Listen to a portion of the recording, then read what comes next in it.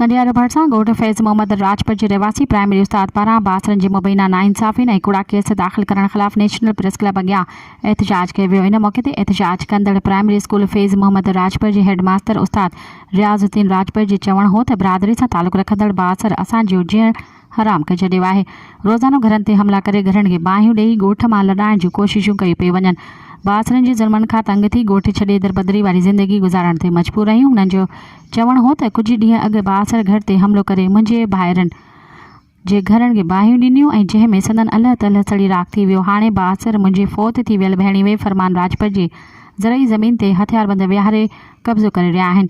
दाहूं करे थकिजी पिया आहियूं पर केर बि दाहूं ॿुधण वारो न आहे। असांखे मौतमार धमकियूं ॾिनी थियूं वञनि जंहिं सबबु हू सख़्तु परेशान आहिनि। हुन DIG शहीद बेनज़ीराबाद SSP नौशर फिरोज़ समेत वसवारनि खां मुतालबो कयो त मामले जो नोटिस वठी ॿासरनि ख़िलाफ़ क़दम खणी असांखे तहफ़ुज़ फराहम कयो वञे। ॿी सूरत में ॿारनि बच्चनि समेत प्रेस क्लब हैदराबाद अॻियां पाण खे बाहि ॾेई छॾींदसि।